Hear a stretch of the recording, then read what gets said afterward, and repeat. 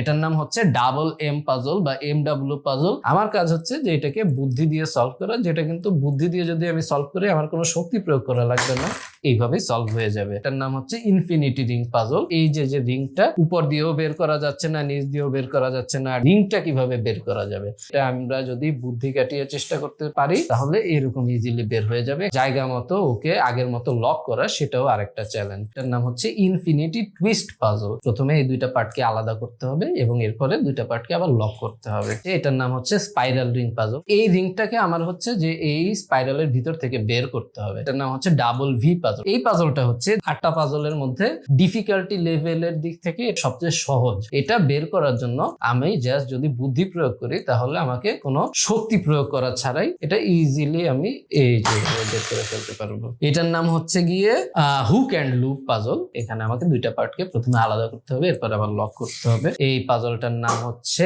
Not bar puzzle. এই পাজলটার নাম হচ্ছে টুইস্টেড লুপ পাজল। এই প্রত্যেকটা পাজলই কিন্তু হচ্ছে যে স্টেইনলেস স্টিল দিয়ে তৈরি।